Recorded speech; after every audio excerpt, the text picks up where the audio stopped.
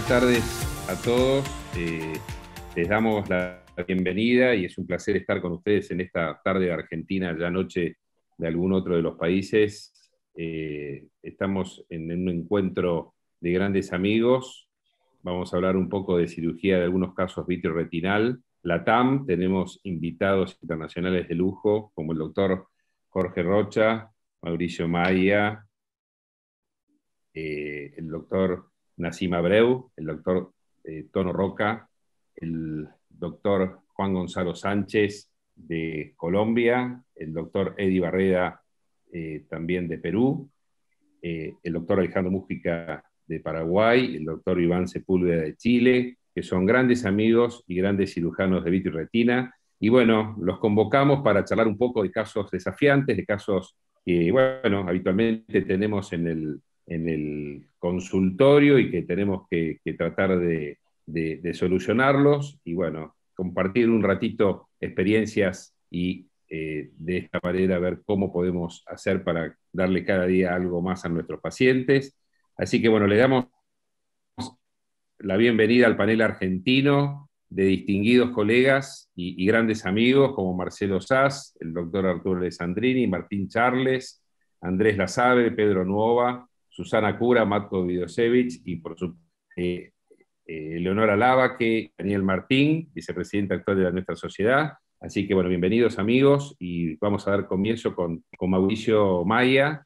Mauricio es un gran amigo, muchos años que se dedica a la medicina y a la retina. Él hizo su residencia en la Universidad Federal de Paraná, en el mismo lugar, y después se formó en Estados Unidos en el Johns Hopkins, en el Wilmer Eye Institute, y se doctoró también en la Universidad de San Pablo, y a partir de allí desarrolló una serie de experiencias, participando en múltiples sociedades, en la SRS, en la Panamericana de Retina, y enseñándonos permanentemente, sobre todo con la parte que tiene que ver con la cromovitrectomía. Así que te damos la bienvenida, Mauricio, y te agradecemos tu presencia. Vamos a hablar de tu caso, que es un caso de trauma extremo, y cómo se va solucionando en diferentes pasos. Sí. Muchas gracias, amigo.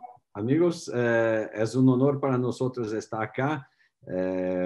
Muchas gracias a Andrés, a toda la Sociedad Argentina de Retina y Vitro. Nosotros de Brasil estamos a aprender mucho con todos ustedes. Somos pueblos hermanos. Muchas gracias a todos los que están acá. Estoy muy feliz ahora de mirar a todos acá, poder compartir con usted esta noche magnífica. Mis saludos a mi amigo Arturo Alessandrini, que está acá. Arturo, muy bien. Hola Mauricio, muy contento de ¿cómo verlo. Y todos mis hermanos argentinos y los otros hermanos de los otros países. Marcelo también, buena suerte para River Plate hoy. Entonces vamos a hablar sobre los avances de la cirugía 3D. Acá somos mi relacionamiento con la industria. Todos nosotros sabemos que la cirugía tridimensional trae para nosotros muchas ventajas, en especial para el enseñanza, más también para el acto cirúrgico. Me gustaría de compartir dos casos muy distintos para la discusión. Después de los dos casos, empezamos la discusión. El primer caso es el caso muy extremo. El paciente vino en mi oficina con un ojo que no tenía más un ojo, solamente de este otro acá, que la córnea está totalmente... tienes una laceración muy importante en un trasplante corneano hecho en el pasado en un paciente que fuera tratado por desprendimiento de la retina con vitrectomía primaria 10 años en pasado, y después con ceratocone un trasplante de córnea 8 años después, y después de un trauma se desenvolvió un caso como este acá. Es un caso muy interesante porque nosotros no tenemos más cámara anterior, entonces tenemos que empezar a dar un tonos para este ojo. Es como pueden mirar acá, todo esto, esta córnea está con una laceración muy importante, entonces es muy importante acá el uso de sustancia viscoelástica. Cuando usamos la sustancia viscoelástica podemos hacer acá la sutura de la córnea y tenemos entonces el desprendimiento hemorrágico de la coroides que usted puede mirar acá. Empezamos entonces acá la drenaje, como usted puede ver, el sangre es muy intenso. Podemos mirar acá el disco óptico ahora, entonces vamos a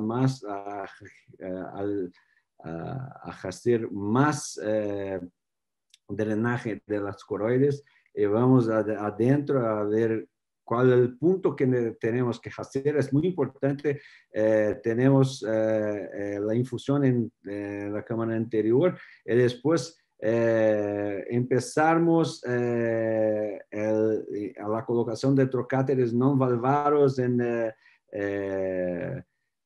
los sitios de supracoroidal hemorragia. En no fin de la cirugía, la troca fluido aire. Esto es el aspecto final de la cirugía. Solamente tiramos la infusión de 27 Gauge. Esto es el resultado final con una agudeza visual de 20/80 en este paciente que es un ojo único, como usted puede mirar acá. Entonces, es un ejemplo que podemos hacer la cirugía en solamente un tiempo, en especial en casos que fueron operados en el pasado, tiene un desprendimiento de coroide con kissing de la coroide por 360 grados. Es muy importante la infusión de ojo estar muy alta, con 40-60 milímetros de mercurio, y después con trocáteres no valvados vamos a drenar la hemorragia supracoroidea, mirando adentro de ojo para evitar iatrogénesis. Mas este es un caso completamente diferente que tenemos que hacer la cirugía en múltiples pasos. Acá una reconstrucción del globo con una laceración escleral, exploración del músculo recto, desinserción del recto, como usted puede mirar acá. Acá ponemos el recto lateral. Después vamos a hacer las suturas de la esclera, como usted puede mirar acá. Ponemos una presión intraocular más alta, reposición de músculo recto, como usted puede mirar. Después una segunda cirugía, ponemos la infusión en la cámara anterior. Es muy importante acá la remoción de todo el vitro de la base, porque estos pacientes tienen una propensión a desenvolver la atrofia del globo. Tenemos que poner un buccal, después perfluorocarbono, reaplicar toda la retina, láser por 360 grados, aceite de siliconio en un ojo afásico. Después de 3 meses vamos a remover el aceite de siliconio por una 23 gauge acá y también por la vía anterior. Finalizamos la cirugía y para terminar el caso, nosotros vamos a una cuarta cirugía en que hacemos un implante secundario de Gore-Tex con lenteácrios, 4 esclerotomías, una incisión acá para evitar el granuloma, a otra acá. Ponemos entonces la lenteácrios, la exposición del Gore-Tex y la sutura con una fuerza tensional similar en ambos los lados para que la lente se ponga centrada. Tenemos una agudeza visual como esa en un ojo único de 20/30. Entonces son esos dos casos, dos approaches, dos tratamientos completamente distintos para su discusión. Gracias, amigos. Gracias, Mauricio. La verdad que espectacular los casos y la resolución, ¿no? Esto nos habla un poco de cómo enfrentamos estos casos, que en general al paciente debemos explicarle que es una sucesión de cirugías para tratar primero de salvar el órgano y después que el órgano esté salvado tenemos que luchar para salvar su visión. ¿Querés, Susi, hacer algún comentario, vos que tenés tanta experiencia en trauma? No, la verdad, excelente, Mauricio. Esto de drenar así el coroides está muy bueno. Lo que nunca había visto es, digamos, poner ¿Era un mantenedor de cámara anterior el que usaste al principio en la primera cirugía?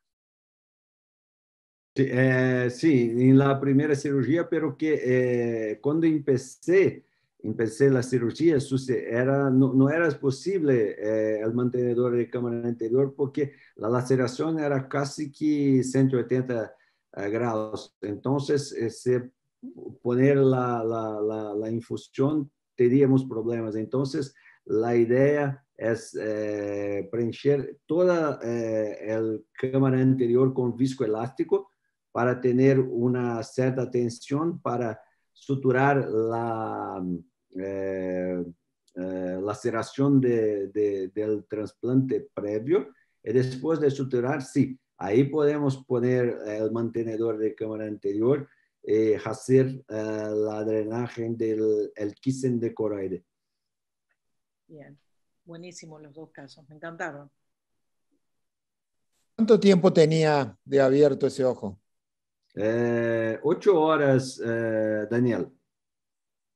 No es común para nosotros con 8 horas en Latinoamérica, pero que este paciente...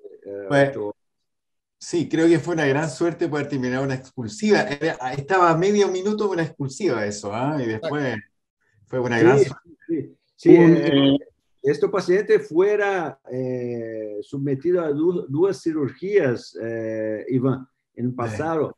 10 años atrás, una vitrectomía, facovitrectomía primaria, y después un trasplante corneano por una descompensación de...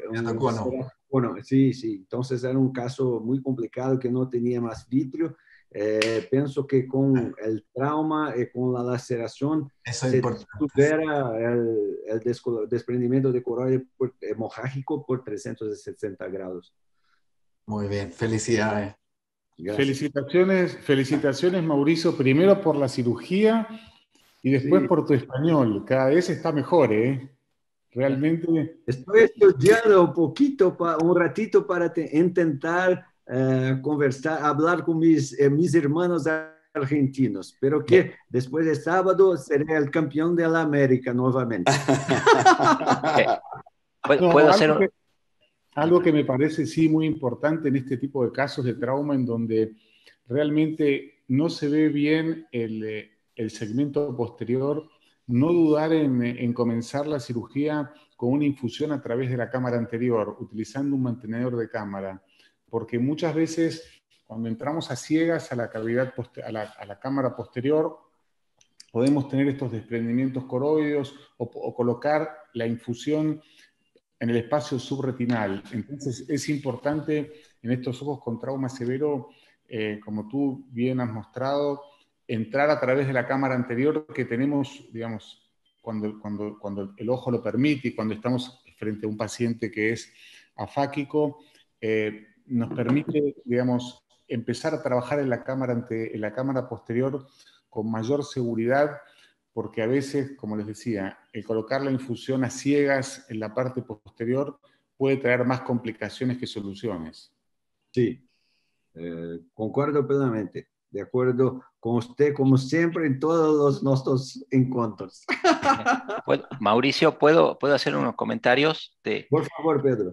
Gracias. En la primera cirugía, cuando drenó a través del trócar izquierdo la sangre, ¿eso fue intencional? ¿Lo buscaste ahí? Sí, ¿o fue porque quedó subretinal? Porque después pusiste dos más ahí. Sí, pero que no mostré, debería ter mostrado acá. Tenía una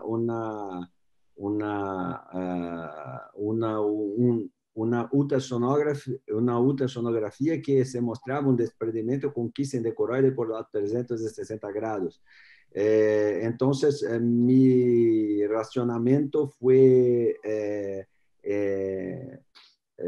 usar el BSS para tener un ratito de tonos para el ojo y después viscoelástico en la cámara anterior para tener condiciones quirúrgicas de cerrar 180 grados de laceración del trasplante previo. Después de eso, que tenemos un tonos de ojo, ahí sí puso el mantenedor de cámara anterior de 27 gauge. Y otra cosa buenísimo de la segunda cirugía, que pusiste un explante, que creo que eso fue importantísimo para el resultado posterior, ¿no? Para que la retina se mantenga aplicada. Todo entendí bien, o pusiste un explante de 360 grados antes de la vitrectomía. Sí, sí. Pienso que el buccal es muy importante en muchos casos de trauma como eso, porque todos nos sabemos que muchas personas muestran casos belísimos en un mes, 2 meses, pero que el trauma es muy complicado porque después de 4, 6, 8 meses nosotros tenemos una tracción en la periferia y si no tuviéramos el buccal, pelo menos en mis manos, mismo que hacemos un buen trabajo en la base del vitrio, podemos tener un caso de PVR recurrente, hipotonia y atrofia del globo. Entonces, en mis manos, en traumas complejos, es muy importante el buccal escleral. Sí. Y otro tema... Vamos a pasar... Comenta, Marcelo. Comentá vos primero. No, que creo que hay un tema fundamental que recién dijo Mauricio, también decía Pedro, que es la visualización. Tu presentación, Mauricio, era de 3D, visualization, y creo que colocaste un candelabro, un chandelier, en el primer caso. Cosa que uno, cuando drena un kissing coroideo, obviamente en un kissing coroideo, uno puede tener tendencia a hacer lo mínimo indispensable para drenar, expandir e irse. Tú acá no, fuiste agresivo con la cirugía, sacaste todo el vitrio, drenaste la hemorragia supracoroidea con un candelabro colocado, trócares no valvulados y mantenedor de cámara, ¿no? Cosa que te permite muy bien el 3D. Sí, sí, pienso que lo importante, Marcelo, es que usemos el trocáteres no valvados para el drenaje de hemorragia supracoroidea. Pienso que eso es muy importante. La presión intraocular está alta. Esos son puntos fundamentales para que podamos hacer un buen drenaje. Cuando me mira dentro del ojo, usted tiene la exacta control de dónde está el trocáter no valvado para no transfixar toda la retina. Exactamente. Tiene dos problemas después. Perfecto. Excelente, Mauricio. Aparte del concepto del injerto de córnea penetrante, que también el injertólogo siempre tiene que aclarar al paciente que un trauma contuso puede terminar con el ojo abierto, ¿no? Así que eso es un punto de debilidad para toda la vida, porque uno piensa que el injerto está bien y que nunca se va a abrir, pero cualquier trauma contuso puede terminar así, ¿no? Excelente las presentaciones, Mauricio. Le damos muchas gracias por estar y le vamos a dar lugar a Juan Gonzalo Sánchez. ¿Puedo hacer una sola pregunta? Juan Gonzalo, mirá que estamos ya en casi 25 minutos con un solo exponente. Pasemos a Juan Gonzalo, que habla de trauma, y después comentamos, Dani. Dale. Juan Gonzalo Sánchez es otro gran amigo de nuestra institución, es retinólogo egresado del grupo de Fernando Arévalo en Caracas, Venezuela. Actualmente reside y trabaja en Medellín, Colombia. Fue presidente de la COREB y actualmente trabaja en el Instituto Nacional de Investigación en Oftalmología del INIO y en la Clínica Oftalmológica de Antioquia, CLOFAN, y por supuesto gran amigo de todos nuestros asociados a la Sociedad de Retina Argentina. Gracias por estar, Juan, otra vez, y responder siempre a nuestras invitaciones. Antes, muchas gracias a todos. Confirmen si se está viendo mi imagen y si se está oyendo bien para continuar. Perfecto. Primero, saludarlos a todos. Me encantaría saludarlos uno por uno, pero ya veo que están un poquito cortos de tiempo. Y te faltó decir, Andrés, que soy un gran admirador de la retina y del grupo de retina argentino. Yo les voy a hablar un poquito de otro poquito de trauma. Este es un caso también de esos que un poquito asustador. Esta es una paciente de 29 años, sexo femenino, que consultó para una segunda opinión luego de un trauma penetrante en el ojo derecho que había sido manejado en otra institución, en 2 instituciones previas. Importante es que iba en su moto en una zona rural y ella de un momento a otro sintió que algo le golpeó su ojo. Fue evaluada en esas 2 instituciones y primero, en primera institución hicieron un cierre de herida penetrante en córnea más una faquectomía y está el antecedente que tuvo una cirugía vitreoretinal que después de que diagnosticaron un trauma severo con un DR, después de terminar la cirugía, dicen esto es un trauma severo, un DR inoperable, no aconsejan más procedimientos y la paciente consulta a una segunda opinión en mi consultorio, en mi oficina. Y la paciente llega en el ojo derecho, en el ojo del trauma con una percepción luminosa, ojo izquierdo afortunadamente 20/20, y esta es la imagen en la cual la paciente llega con su sutura.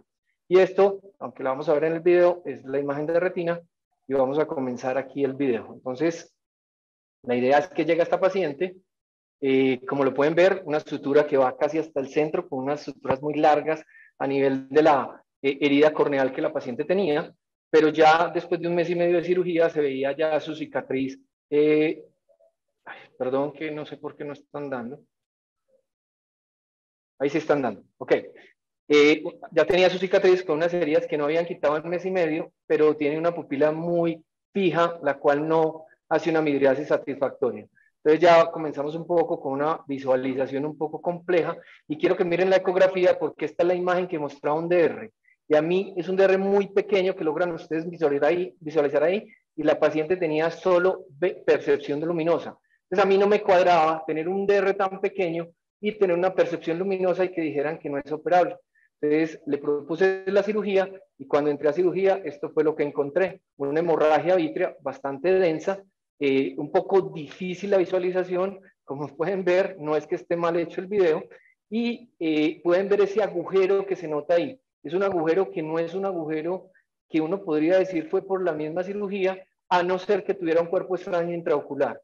Pero ven que voy como tratando de disecar ese vítreo, lentamente voy examinando a ver por dónde puedo entrar.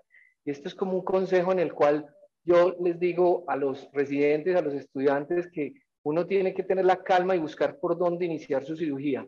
¿Por qué? Porque miren la ecografía que nos decía que ahí abajo había un desprendimiento de retina.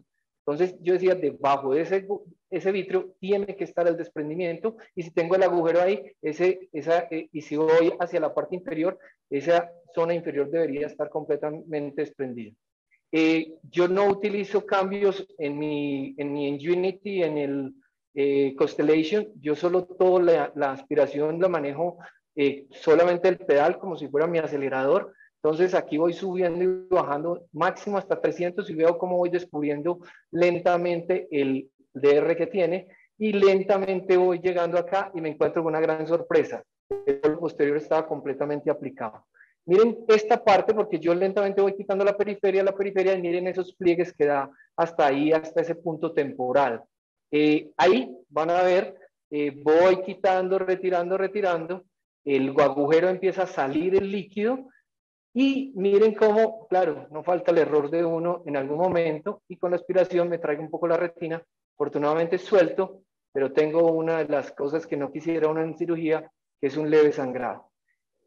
Esta paciente en ese momento ya alcanzamos a quitar todo lo que pudimos de retina, revisé lo que más pude, empiezo a hacer un intercambio aire y logro aplicar completamente la retina en la paciente. Recordemos que el polo posterior estaba aplicado. Después de hacer esto, esta cirugía termina satisfactoriamente, van a ver, se colocando láser, pero esa parte superior siempre tuve temor en quitarla porque yo no sabía si ahí había una tracción y ya llevábamos 1 hora y pico de cirugía y yo dije, yo creo que más es enough. Entonces, lo que hice fue colocar aquí láser, coloqué láser casi en 360 grados, la paciente a las 2 semanas tenía 20/70 de visión. Tuve la fortuna de que le puse silicón, digo fortuna, y se le subió la presión y tuve que volverla a entrar y esta es la retina después de 1 mes y medio, en el cual estaba completamente pegada y ya retiré esa parte que me faltaba en la periferia. Y miren la sorpresa que me llevo. En la primera cirugía nunca vi el cuerpo extraño y estaba en la periferia y ahí está. Este cuerpo extraño, por la localización, me quedó claro que no era un cuerpo extraño, que era el productor del desgarro, sino que probablemente fue iatrogénico. Yo prefiero sacarlo por delante porque esta paciente estaba áfaca. Una incisión sencilla, agarrarlo con la pinza posterior, lo llevo a una malformación anterior, lo retiro, termina la cirugía y como pueden ver, una cirugía exitosa hasta ese momento. La paciente termina con 20/70 de visión y yo lo que quiero traer aquí, cuáles fueron mis errores en los cuales los pongo a discusión es, primero que todo hay una fragmentación del sistema de salud en el cual yo no tuve la precaución de sospechar en la ecografía un cuerpo extraño, porque ya llevaba 2 cirugías, ya lo habían ingresado y en la ecografía nunca me reportó un cuerpo extraño. No es una ecografía que hice yo. La fragmentación del sistema lleva a que probablemente cometamos errores y yo no haber revisado probablemente no lo encontré. 2, hay que evitar a toda costa un sangrado iatrogénico, que eso nos va a tener células inflamatorias y nos va a llevar a que probablemente haga el gran mal que es el PBR, que no queremos llegar a él. Y también puse como unos aciertos en esta cirugía, es que en la cirugía anterior el cirujano extendió su limitación y no hizo más hasta donde llegaba a sus limitaciones. Ya dijo no más, pero no siguió dañando y probablemente esta fue la buena oportunidad que tuvo el paciente. Siempre analizar una eco versus la agudeza visual. Probablemente al sospechar que no era un DR inoperable fue lo que me llevó a hacer esta cirugía en esta paciente. El retirar el silicón y volver a revisar la periferia y sospechar que puede haber algo, encontrar ese cuerpo extraño y poderlo retirar si no hubiera sido una catástrofe en el paciente. Y como les dije anteriormente, hay que evitar el sangrado a toda costa. Y no tener nunca, como lo mostré Mauricio adelante, que llevaba 4 cirugías con un paciente antes de mí, no temer que estos pacientes podrían necesitar una segunda o una tercera cirugía y hasta una 4ª cirugía para tener un éxito total en los pacientes de trauma. A ustedes muchas gracias y se los pongo a discusión. Espectacular, Juan Gonzalo, muy lindo caso y de mucho aprendizaje. Yo creo, hola Tono, yo creo que es de mucha enseñanza lo que mostraste, porque vos sospechabas que tenía muy mala visión el paciente para el cuadro que presentaba, ¿no? Vos lo dijiste. O sea, te estaba llamando la atención que algo raro estaba pasando, ¿no? En el caso tuyo ya te llegó con 2 cirugías, entonces es como que, bueno, seguiste el camino y a lo mejor en otra instancia hubieras hecho a lo mejor una ecografía nueva o inclusive le hubieras pedido un electroretinograma, un potencial evocado, que eso también es una pregunta de qué lugar le das los estudios bioeléctricos en casos como estos, que son extremos, y donde vos tenés que decidir si tenés que seguir operando o no al paciente, ¿no?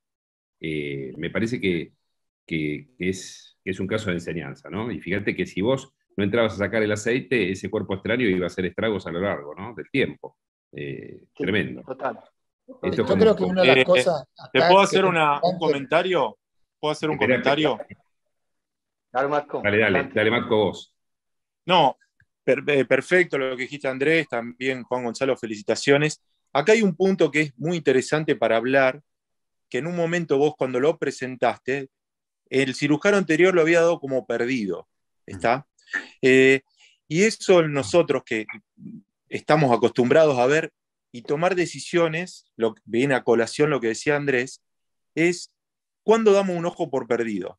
Acá tiene un punto importante, uno, la percepción luminosa. ¿Está? Entonces eso ya nos dice que el ojo aún está con vida al percibir la luz. Eso es una decisión que Juan Gonzalo la tomó y así le fue. Podría haber dicho que no. Entonces eso es un punto. Otro punto también es que no lo nombraste, Juan, que quizás si un ojo hipotono o no. ¿Cómo está el cuerpo ciliar? Porque ahí por ecografía eso nos puede ayudar a decir, ¿tomo la decisión quirúrgica o no? Más allá del resultado quirúrgico que fue espectacular, todo lo que vimos, pero en ese punto me quiero detener. Entre nosotros, cuando nosotros decimos que no a un paciente, en mi caso, es la no percepción luminosa. Pero no sé en los demás, eso para discutir, ¿no? Yo estoy de acuerdo con Marco. Te comento. En la ecografía busqué mucho si había un daño coroides o un decoroideo. La ecografía, en lo que me enviaron, no mostraba y por eso me atreví y yo creo que eso fue algo a favor. La ecografía es una herramienta importante. Dale, Daniel, dale. Bueno, o sea, yo la verdad que por ahí recibimos traumatismo y trabajamos con un grupo, y siempre lo que le digo a todos cuando recibimos un traumatismo operado, no sabemos qué hizo el otro y no sabemos cómo lo estudió. Y siempre le digo, no se metan si no tenemos tomografía. O sea, habitualmente lo que pedimos, viste, es una tomografía por los cuerpos extraños que hay y que a veces en la ecografía, si es intraparenquimatoso, no lo vemos. Y si está en la ecografía, en el viste, un intraparenquimatoso por ahí es difícil. Y con respecto a la no percepción de luz, yo estoy de acuerdo con Matko. Sin embargo, hay un trabajo que Ferenc Kuhn cuando hizo, que él operó a todos los que no tenían percepción de luz y zafó con un 15% de ojos, ¿viste? O sea que yo creo que hay que darle mucha bolita a la hipotonía también y a cómo está la ecografía. No sé, me parece, ¿no? Está la bien. cirugía, te felicito porque es espléndida. ¿Eh? Excelente cirugía. Dale, muy bien. Gonzalo, comparto lo de Daniel. Es decir, de rutina yo les pido tomografías, cortes axiales y coronales cada 2 milímetros, porque me ha pasado, y más de una vez, de cuerpos extraños que están en el ciliar, sobre todo metálicos, que no se detectan a veces con la ecografía, sobre todo un ojo traumatizado. Y que con la detección, digamos, el estudio complementario Princeps es la tomografía. Con una radiografía podemos tener una idea estimativa si no tenemos un lugar con alta complejidad para tener una tomografía. Pero bueno, lo que te pasó es esto, que venía de mano en mano y ya sospechar el cuerpo extraño era más complejo, digamos. Sí. Juan, excelente cirugía. Una de las cosas que me encanta es, como cirujanos, cuando terminamos un caso, siempre tenemos que buscar qué, una vez que uno hace como un wrap-up del caso, qué hubiera hecho, qué error cometí, qué hubiera sido mejor hacer. Y me encanta la forma de encarar eso, ¿no? Porque es la única forma que nos puede hacer mejores cirujanos, siempre hacernos autoevaluaciones de lo que hicimos. Y bueno, y la cirugía fue fantástica, te felicito. Una cosa, Juan, felicitaciones, es que a veces, como bien enseñaste en la primera cirugía, menos es más. Vos hiciste hasta donde pudiste, no te metiste mucho en la periferia, aplicaste la retina, hiciste láser y pusiste el aceite. Y luego cuando sacaste el aceite al mes y medio, creo que dijiste, ahí volviste a hacer otra vitrectomía, completaste la primera y encontraste el cuerpo extraño. Capaz que si hacías eso en la primera, rompías la retina, ¿viste? Terminaba en un desastre. Entonces, creo que esa enseñanza es buenísima, digamos, es saber hasta dónde terminar y después podemos seguir en un segundo paso, ¿no? Lo más importante es eso, es saber que no se termina con una cirugía y explicarle bien al paciente que sabemos cuándo empezamos y no cuándo terminamos, ¿no? Porque el paciente siempre quiere terminar rápido con un acto quirúrgico y tratar de ver lo mejor que se pueda. Y uno en realidad está luchando primero para mantener el órgano y después luchar por la visión, ¿no? Excelente caso, Juan, de mucha enseñanza. Y bueno, le vamos a dar lugar ahora a Jorge Rocha. Hola, Jorge. Muchas gracias por venir y por aceptar la invitación. Jorge es un gran amigo de todos nosotros. Él se graduó en medicina en la Universidad Federal de Bahía en el 93. Hizo su residencia en oftalmología en el Hospital Edgar Santos de El Salvador y en el UNICAM. Tiene una especialización en retina in vitro en el Doheny Institute de la Universidad del Sur de California en Los Ángeles. Es doctor en ciencias médicas por la Universidad de San Pablo. Y bueno, como ya sabemos y conocemos, es un experto cirujano vitreoretinal y es uno de los mentores del World Retina Congress. Así que muchas gracias por estar acá con nosotros y desde ya vamos a compartir tu sabiduría. Gracias, Jorge. Porque nível portunhol es terrível. Não é igual Maurício, tem um perfeito espanhol.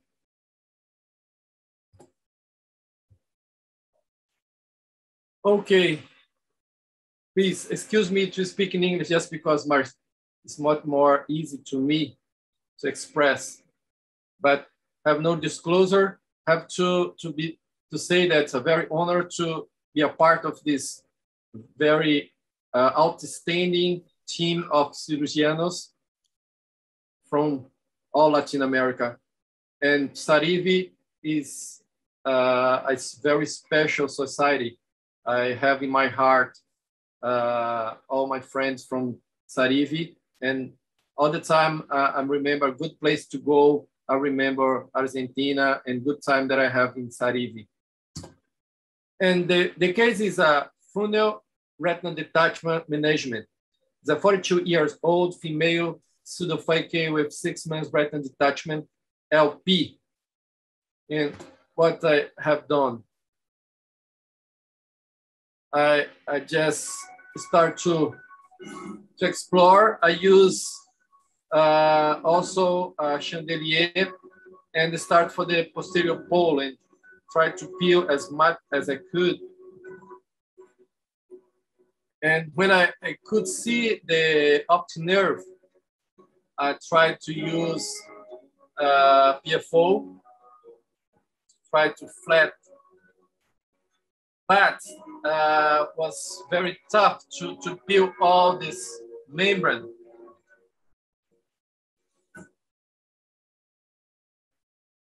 And even with the feeling that we need to peel more and more, but at the end, I just realized that all the periphery have the shortage of the retina. And I start to make a retinectomy. This retinectomy, I try to be very economic, but at the end was 360.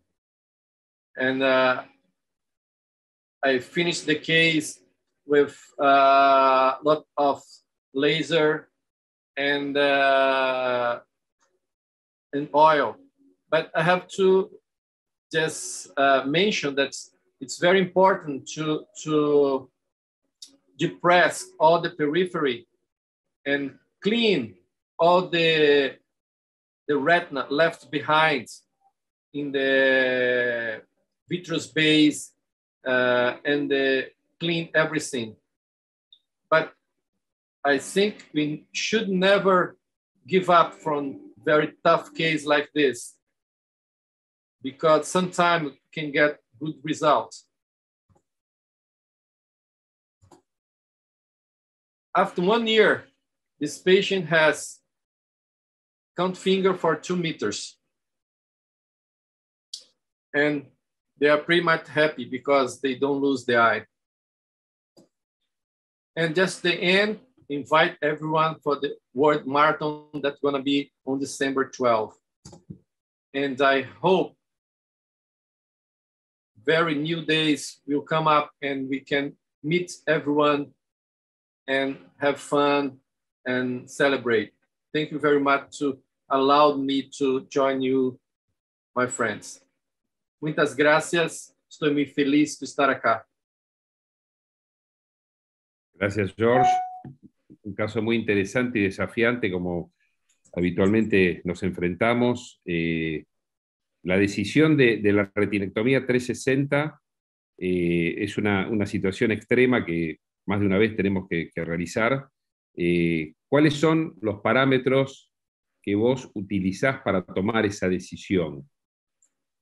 O sea, ¿qué observás en la retina? Es muy difícil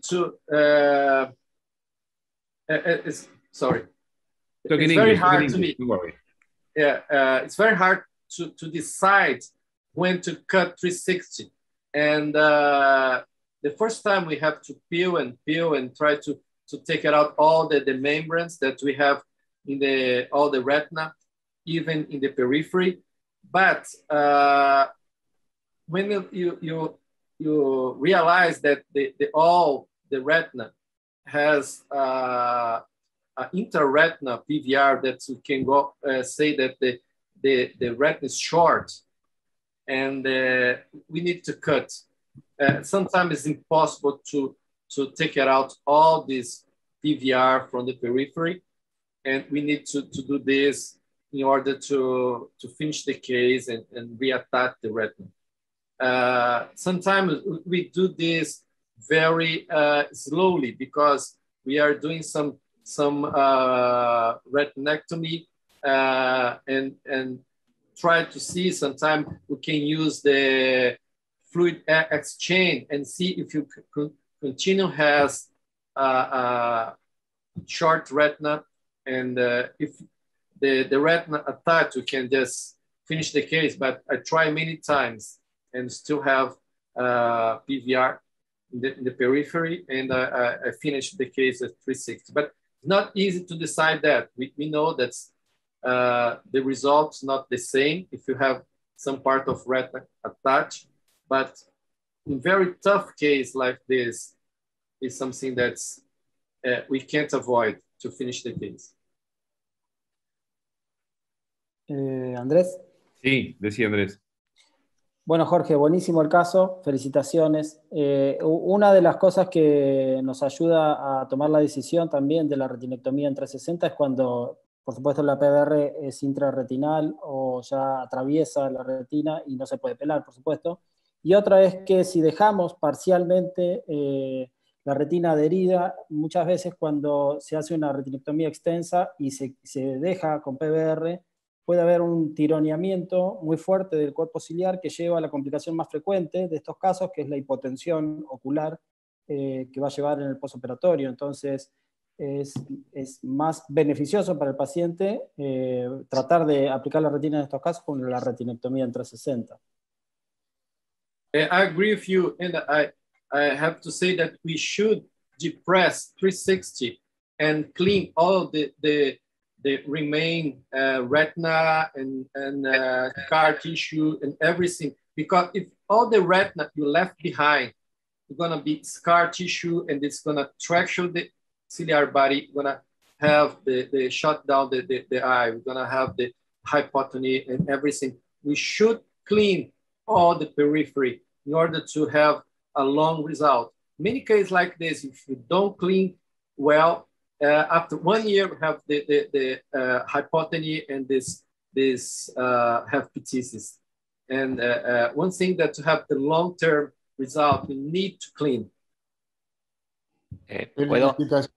Felicitaciones, Jorge, por tu presentación, y coincido totalmente contigo y con el comentario de Andrés, que es fundamental en estos casos trabajar en la extrema periferia y quitar bien toda la tracción, por más que se haya hecho una retinectomía, quitar bien toda la retina, diríamos, residual sobre el cuerpo ciliar, porque si no esta retina con el correr de los tiempos se va a fibrosar y va a generar una tracción tangencial sobre el cuerpo ciliar y muchas veces puede llevar el ojo hacia una tisis bulbi. Entonces es muy importante quitar toda la retina de la periferia. Jorge, muy buen caso. El tip que dijiste es buenísimo, digamos, para determinar la longitud exacta de la retinectomía es ir haciendo intercambio fluido-aire y ver si se aplica. Y si no se aplica, seguir ampliando la retinectomía hasta que queda bien planchada. Y a veces tenemos que llegar a 360, pero es muy bueno lo que vos decís, de ir haciendo intercambio fluido-aire y fijarse ahí, ¿no? Another tip, we need to dry in the edge like the giant tear, because if you go very fast, some fluid gonna go underneath the retina and they displace the retina completely. And then we have to be very slow in the air fluid exchange, just to dry all the edge of the retina between the retina and the RPE, and avoid the fluid go underneath the retina. Because if you don't do that, the retina is going to displace and can turn more than 9 degrees. And do not be good. ¿Puedo hacer un comentario, Andrés? Sí. Un poco para la gente que nos está escuchando, recordemos que las retinectomías tienen 3 objetivos fundamentales. Uno es el drenar, otro es el acceder y otro es relajar la retina, como dijo recién Andrés, ¿no? Lo fundamental acá es que esto que decía Pedrito de el intercambio repetido fluido-aire tiene su pro y su contra, Pedro, porque tiene obviamente dificultades en la visualización. Obviamente uno cuando hace un intercambio fluido-aire repetidas veces en un paciente pseudofáquico o con cápsula opaca o si es afáquico por el traumatismo, uno pierde visualización, motivo por el cual hay que hacerlo con mucha precaución, esto que Jorge pone como un tip, pero que requiere obviamente una cuestión de entrenamiento fundamental para poder acceder. Y con respecto a lo que dijo Arturo, es fundamental también esto de, a veces hay controversia con respecto a la bibliografía, es qué hacer con el flap periférico de la retinectomía, si dejarlo libre, recortar o retinectomizar todo el borde libre para evitar la tisis, en la cual yo accedo a la posición que recién dijo Arturo, que es sacar el flap libre periférico para evitar la tracción del cuerpo ciliar y evitar la hipotonía posterior. Matko, ¿querés hacer un comentario? Y si no, seguimos con el próximo caso. Estás muteado, Matko.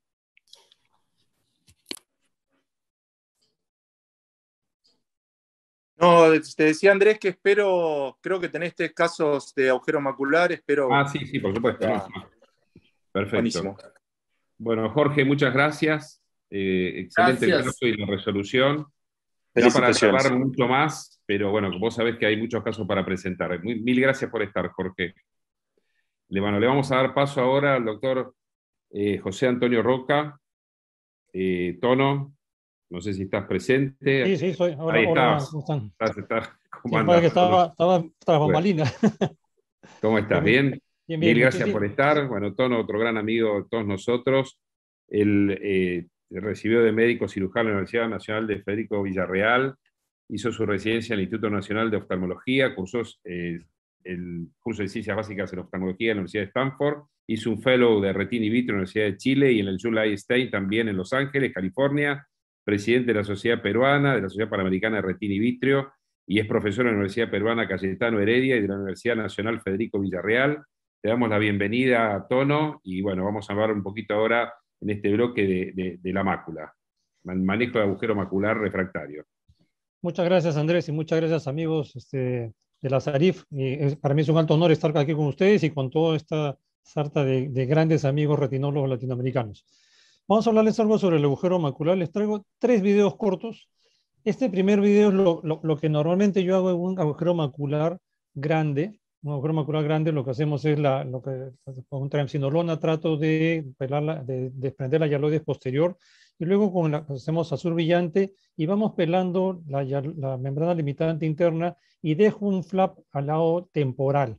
Y lo que hago es poner el flap de la membrana limitante interna, lo pongo sobre el agujero macular y hago un intercambio fluido-aire y pongo el gas SF6 y el paciente boca abajo por 5 días.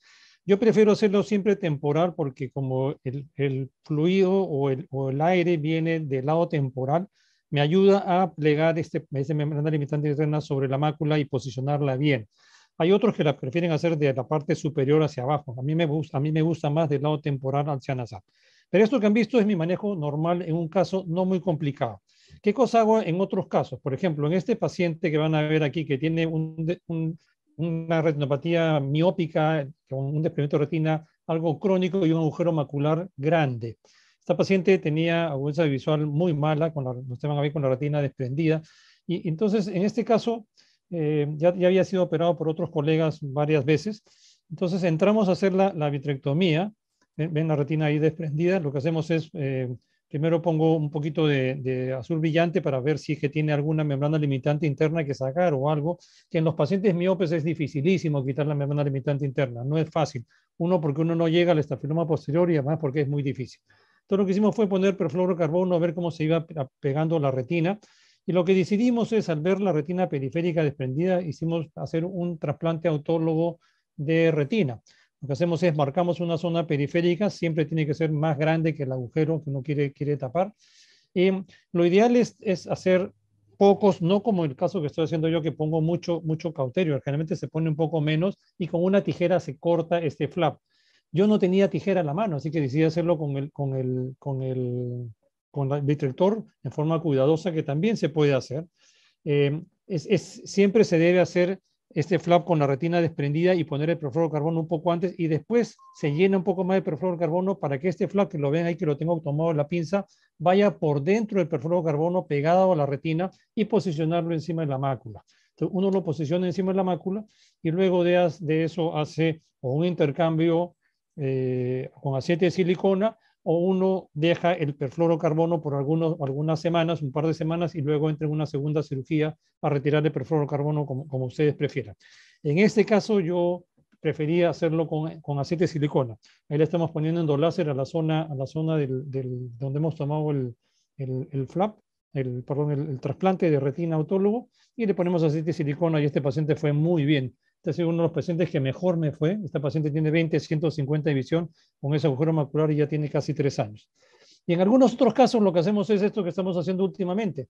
Este es un paciente que ha sido operado también de agujero macular y había sido operado antes y ya no tiene membrana limitante. Nosotros tratamos de buscar membrana limitante para tapar el agujero, no se puede. Entonces lo que estamos haciendo en estos casos es usar esto que es la membrana amniótica.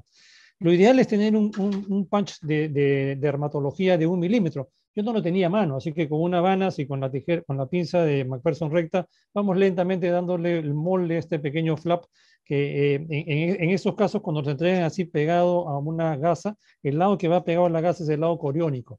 Entonces yo lo trato de mantener siempre fijo para no voltearlo, y lo que es lo posicionamos encima del agujero macular, y con la pinza es más fácil meter este flap, este pedacito de membrana amniótica, meterlo dentro del agujero macular. Se van a ver ahí cómo lo vamos metiendo suavemente, sin presionar, por supuesto, mucho. Algunos lo hacen también yo utilizo, ahora van a ver una punta de silicona, y justo estaba conversando con el doctor Rivera, que es mi sobrino retinólogo joven, y él me dice que algunos amigos de ellos en México lo hacen con la punta del endoláser. Lo que hay que hacerlo es con mucha suavidad para no dañar el epitelio pigmentado de la retina y no dañar la retina. Y van a ver cómo poco a poco uno va metiendo pues este flap dentro del agujero macular hasta que está todo dentro del agujero macular. O sea, dejamos el flap, el trasplante de membrana amniótica totalmente dentro del agujero macular. Y una vez que lo tenemos dentro del agujero macular, hacemos un intercambio fluido-aire y se puede utilizar gas o se puede dejar sin gas. Yo prefiero dejarlos con gas y los pongo boca abajo 5 días, igual como van mis cirugías usuales de agujero macular, pero eso también es un poco el manejo que hace uno. Y bueno, estos eran los 3 videos que les traía para el manejo de lo que hago yo en mis casos de agujeros maculares que no han ido exitosamente en la primera cirugía. Yo nunca he hecho el otro método que se puede hacer, que es el inyectar fluido subretiniano para liberar las tracciones que pudieran haber o los andamiajes que pudieran haber a través del agujero. Pero estas son las técnicas que yo normalmente hago. Así que no sé, muchas gracias. Excelente tono. La verdad que toda la variante de posibilidades ante casos refractarios. Vamos a discutir, vamos a ver primero los casos de Eddie, que son similares, con membrana amniótica, y después, si querés, discutimos y hacemos algunas preguntas. Hola, Eddie. Perfecto. Eddie Barreda, médico oftalmólogo del staff de retina del Hospital Guillermo Almenara. Es salud, tutor de residente de oftalmología de la Universidad Federico Villarreal, es profesor del Fellowship de Retina in Vitro por la Universidad de San Martín de Porras, y es jefe de servicio de oftalmología del Hospital Almenara y ex secretario general de la Sociedad Peruana de Oftalmología. Hola, Eddie, gracias por estar aquí con nosotros y por brindar también tu experiencia y conocimiento sobre casos de agujeros maculares refractarios. ¿Qué tal, Andrés? Confírmame si me escuchan bien, por favor. Perfecto. Muy bien. Ante todo, un agradecimiento a tu persona. Es un honor para mí estar ante tan distinguidas luminarias de la oftalmología y de la retina aquí en Latinoamérica. Un agradecimiento especial a ti por la invitación, al doctor Antonio Roca por ser maestro mío. Y bueno, los casos míos son muy similares a los que presentó Tono. Ante la complicación de la presentación de un agujero macular refractario, estamos intentando hacer algunas alternativas en el hospital debido a que disponemos de los equipos, ya que el hospital los compra, trabajamos para la seguridad social, y estamos haciendo una comparación entre lo que es el suero autólogo y lo que es la membrana amniótica. El video que les voy a presentar, bueno, fueron de los 2 primeros casos. En este momento tenemos 3, viene un cuarto para el segundo que regrese, para el mes de diciembre, que regrese de vacaciones. Estamos esperando juntar por lo menos unos 8 para hacer el reporte preliminar. Bueno, muy parecido a lo que hace el Tono. Nosotros preparamos el ojo para hacer la cirugía. Colocamos el anillo y ponemos una lupa de Landers con el fin de poder tener una mejor visualización. Después de haber puesto azul dual, hacemos una ampliación que nos parece importantísimo de lo que era el retiro de la limitante hasta llegar a las arcadas para aumentar la compliance de la retina y poder tener algo que pueda llenar ese espacio que está ahí vacío, que es el agujero macular. Quizá a diferencia, bueno, ahí estamos, le damos un pequeño besito a la retina con un puntito sangrado que en realidad no tiene mayor importancia. A diferencia de tono, nosotros sí teñimos con el Trepan Blue y tenemos el punch dermatológico de 1.5, que es el más pequeño que pudieron conseguir los fellow. Y este fue el segundo caso en el cual con ese se pudo recortar ese flap, siempre teniendo la parte que estaba teñido con el azul brillante hacia la cavidad vítrea y se pudo colocar debajo del agujero macular. Este fue el segundo caso porque ya habíamos tenido uno que nos sirvió un poco de experiencia para saber los errores que podíamos cometer en el futuro y tratar de corregirlos. Retiramos todos los implementos puestos y lo dejamos igual con SF6 al 20%. Pero este fue el primer paciente que tuvimos, también un agujero refractario de más de 800 micras. Le pusimos tal cual, cortó, después de hacer la tinción con el azul de Tripán, a través de un Trocar 23 con infusión 25. Y aquí lo dejamos caer en el haz papilomacular. Como ven, está teñido de azul, lo cual nos permite determinar cuál es la cara coriónica y cuál es la cara epitelial. La cara epitelial es la que está pues, más azulada, la que debe ir a la parte de la cavidad vítrea. Y lo empujamos tal cual como está, y ven cómo se estira en exceso el agujero macular, llegando, como pueden ver, hasta la parte inferior. Se puede, por la sombra de la coloración, se puede determinar toda la cantidad de retina que de alguna forma quizá desprendimos en ese momento para tratar de centrar lo que quedaba. Al final logramos centrar el flap, hicimos el intercambio fluido-aire y dejamos con SF6 al 20%.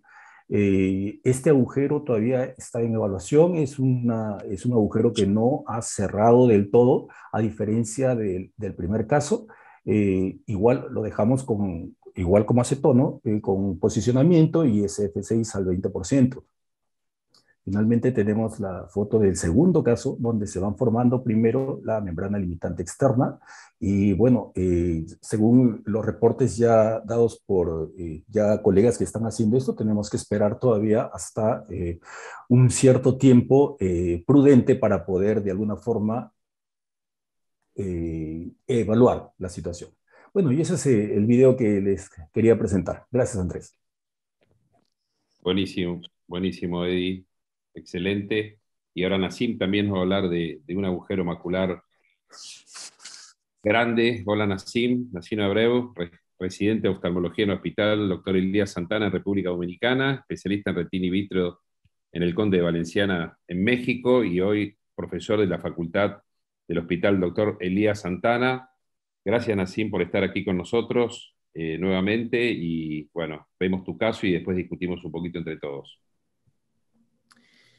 Bueno, buenas tardes a todos. Muchas gracias, Andrés, por la invitación y a la Sarif en general.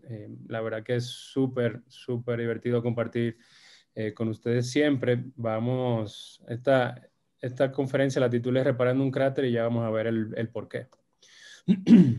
No tengo ningún conflicto de interés para esta presentación. Se trata de un femenino de 29 años que recibió trauma ocular contuso hace un mes en el momento que nos llegó al servicio, que fue en verano de este año. No había ningún antecedente personal patológico de relevancia. La paciente presentaba en ese momento 20/20 en el ojo derecho, con cuenta de 2 a 6 pies en el ojo izquierdo, presiones intraoculares normales.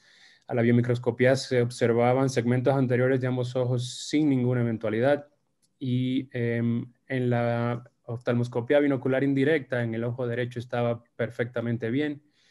En el ojo izquierdo, que de la foto se ve al revés porque es un caption de la cirugía, presentaba un agujero macular traumático grande. Este caso tiene la particularidad de que fue intervenido una primera vez por uno de los fellows del servicio y yo no estuve presente en el primer caso. Resulta que aparentemente hubo una eventualidad, no me quedó muy claro exactamente qué, pero cuando se fue a hacer la manipulación de la limitorrhexis, la paciente sangró por algún lado y se decidió abortar el procedimiento. Por eso ven que hay un antecedente oftalmológico de una vitrectomía previa.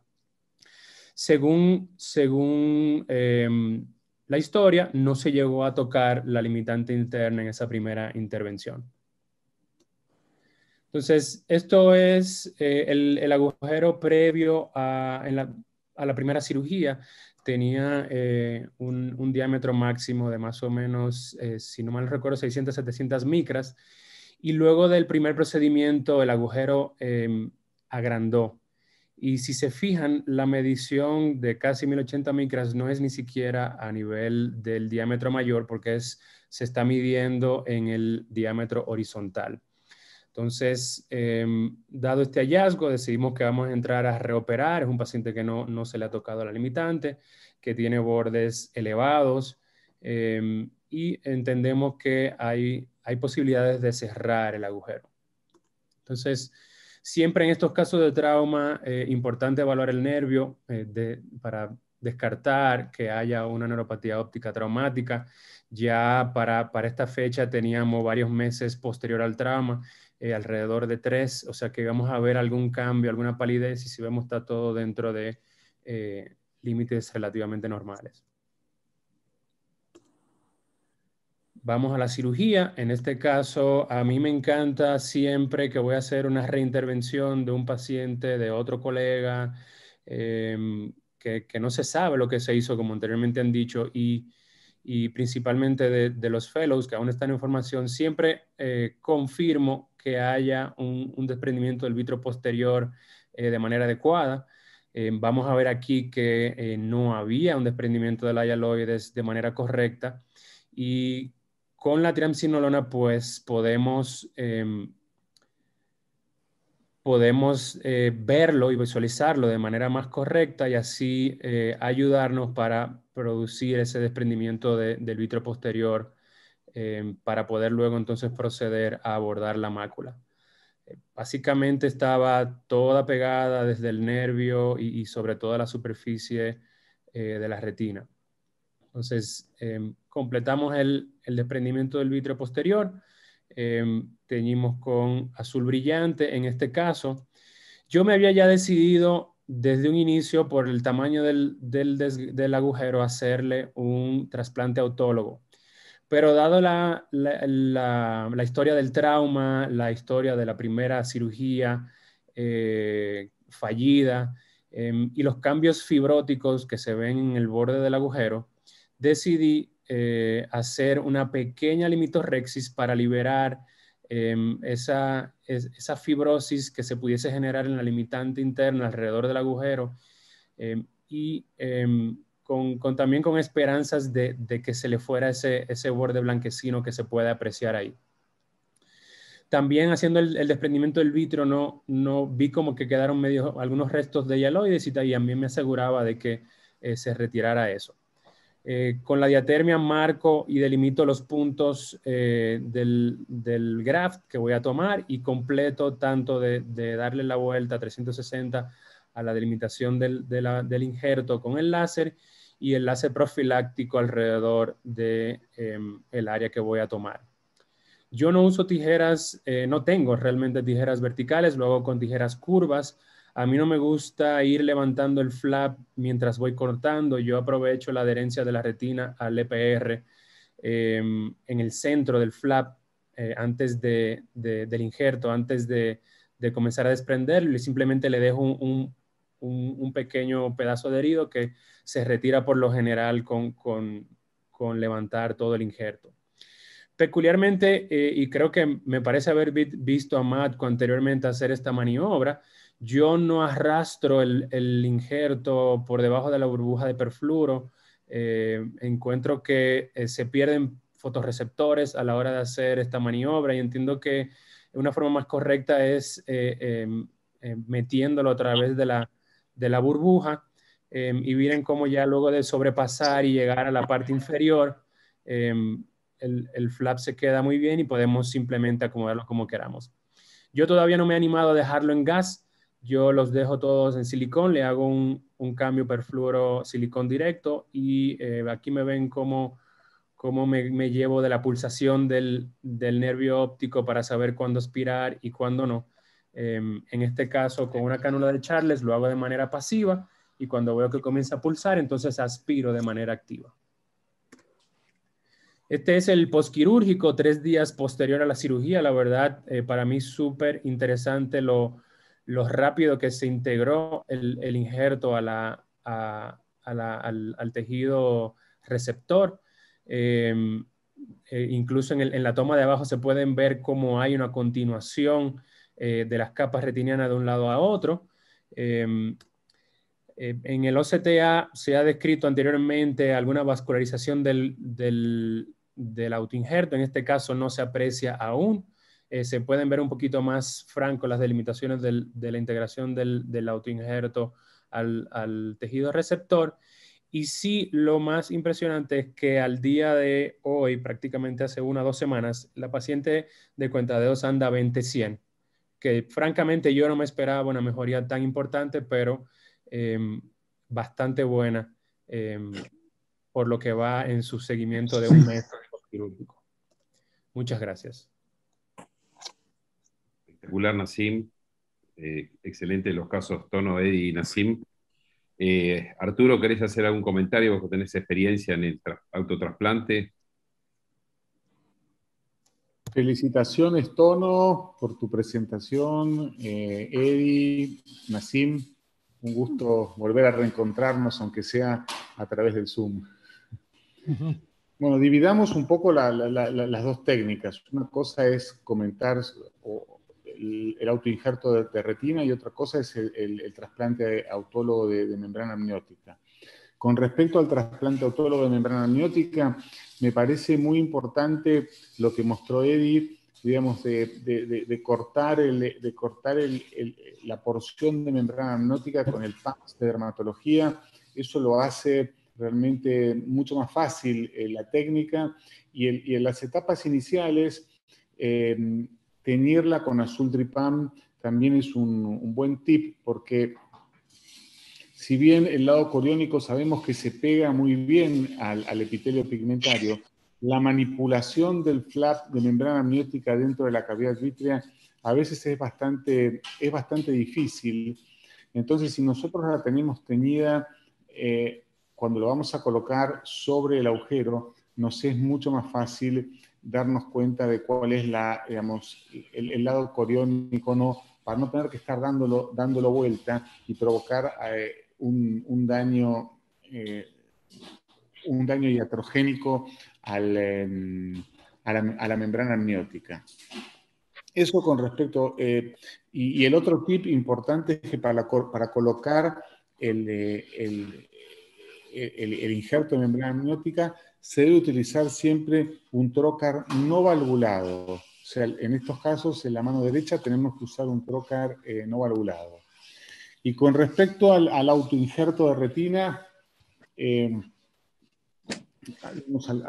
algunos comentarios. Me parece que un tip importante es, previo a hacer el corte del flap de retina, en mi caso yo utilizo el Finesse Loop de la casa Alcom para medir intraoperatoriamente el diámetro del agujero, porque es muy difícil a veces marcar y cortar la retina sin tener un parámetro, digamos, de control de cuál va a ser el diámetro de la retinotomía que vamos a hacer. Entonces, yo coloco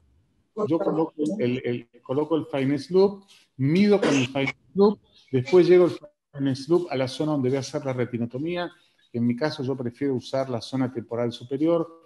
Ahí apoyo el Finesse Loop y con el láser hago las marcas para poder delimitar el diámetro de la retinotomía. A mí la retinotomía me gusta, diríamos, hacerla con coloco perfluorocarbono hasta el borde donde voy a hacer el corte de la retina y prefiero, dentro de lo posible, utilizar tijeras de tipo vertical, y siempre hay que hacerlo esto con luz de candelabro y disponiendo, diríamos, de técnicas bimanuales.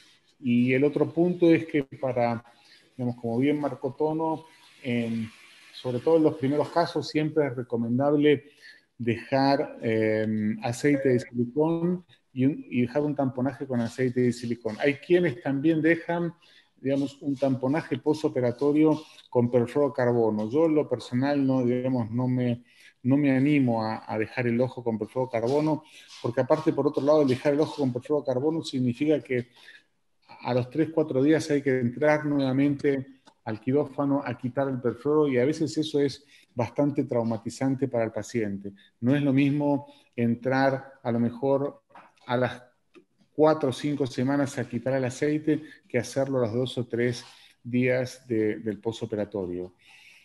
Y nada, con respecto a eso, esa es mi experiencia con respecto a esas dos técnicas. Y Tono, un comentario: animate a hacer la técnica de expansión retinal. La técnica de expansión retinal muchas veces en estos casos es bastante útil.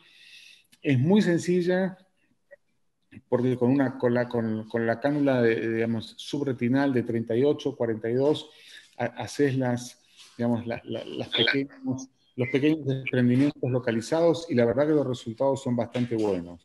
Como técnica en sí me parece mucho más sencilla esa que el trasplante de membrana amniótica o que el autotrasplante de retina. Lo voy a hacer. Gracias. Una pregunta nomás, a ver, ¿qué opinan ustedes?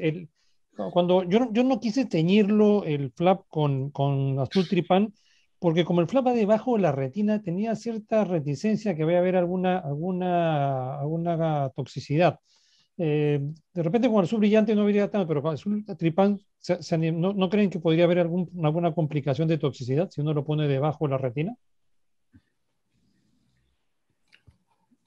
Yo, digamos, en los casos iniciales siempre lo teñí y no encontré esto. Cuando hablas con Stano Rizzo, que fue quien describió todo esto, él sí te plantea que, digamos, lo mismo que acaba de decir Tono, ¿no? Que a él le da como cierto temor usar el azul tripán para teñir el graft de membrana amniótica, porque puede generar cierta toxicidad. ¿Puedo? Pedro, pregunta. Sí. No, un razonamiento. ¿Cuál es el objetivo final de poner un tejido en ese agujero grande, ¿no es cierto? Si es una cuestión, a ver, les quiero preguntar a todos, ¿no? Si es una cuestión meramente tectónica, es decir, ponemos tejido que sirva como esqueleto para que crezcan los fibroblastos y células gliales, sería lo mismo poner cualquier tipo de tejido. O si nosotros creemos que los factores de crecimiento son importantes, ahí sería muy importante la membrana amniótica. O si le damos alguna función, o si creemos en la sinaptogénesis ectópica, es decir, en un proceso de conización de los bastones, lo cual sería muy importante el trasplante del autoinjerto de retina. O sea, no sé, ¿qué opinan cada uno y si tienen mejores resultados con autoinjerto de retina o con membrana amniótica, ¿no? Eso creo. Pedro, ¿me permites, Andrés? Sí. Sí, mira, nosotros también nos hacemos la misma pregunta. Nos va muy bien con poner limitante interna o hacer la técnica convencional, y en algún momento pensamos justamente en membrana amniótica, porque ya según un último metaanálisis publicado por los chinos en 2020, ellos clasificaron los resultados de los pacientes que son refractarios a la cirugía primaria y que tenían un agujero grande y refractario también, en 3 tipos: los que habían ganado mejor agudeza visual, los que habían tenido una ganancia mediana y una pobre agudeza visual. Y dentro de sus resultados, la membrana amniótica era la que salía ganando en respuesta de mejor agudeza visual. Por eso es que nos decidimos, y a insistencia en realidad también de los fellows que hemos tenido, que han sido personas muy pujantes, jóvenes, y que están con ese prurito de querer aprender más, y bueno, y nos impulsan a nosotros a tratar de enseñarles y de estar al día también en los conocimientos. Ese fue el motivo y lo que nos llevó a probar esto y a probar el suero autólogo, que lo estamos haciendo también. Matko, vos querías comentar algo. No, bueno, primero felicitaciones a los 3 que presentaron estos casos para hacer un pantallazo, ¿no? Primeramente, que ya sabemos que el agujero macular típico idiopático de reciente comienzo tiene una tasa de éxito muy alta. El punto está en aquellos que son recurrentes o grandes, en los desafíos, ¿no? Acá se faltó un tema que son los miopes, que también es un desafío mayor. Pero vamos a focalizarnos en esto. Con respecto a la pregunta de Pedro, son dos decisiones importantes de cerrarlo. Primeramente, ¿por qué? Primeramente, porque algunos de estos pacientes no pueden hacer un desprendimiento de retina en los grandes a través del agujero, con lo cual estamos obligados a cerrarlos también. Es mucho más fácil hacerlo sin el desprendimiento que con el desprendimiento. Segundo, que los pacientes mejoran agudeza visual. Entonces, ya sea con membrana amniótica o con autoinjerto. Pero para que tengamos de resumen, pacientes que tienen membrana limitante remanente con un agujero macular grande es la primera opción. ¿Por qué? Porque la tasa de cierre es muy alta con membrana limitante, con el flap invertido de limitante. Entonces, si nosotros vemos que tenemos la posibilidad de colocar membrana limitante sobre el agujero remanente, perfecta, primera lección.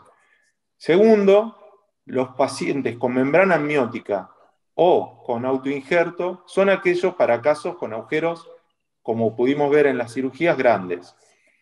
Para mí me pareció espectacular, las técnicas son útiles, hay mucho que no se sabe todavía, pero bueno, cerrarlo y darle una chance a estos pacientes, desde ya que sí, por lo que les comenté, mejoran y evitan complicaciones posteriores. Así que ese es mi resumen, me parece espectacular. Felicitaciones a los 3, felicitaciones a Andrés, a la Sarif, excelente curso. De mi parte, felicitaciones. Daniel, Martín, Arturo, ¿algún otro comentario? Sí, quería hacer una pregunta más básica, teniendo en cuenta que hay mucha gente joven escuchándonos.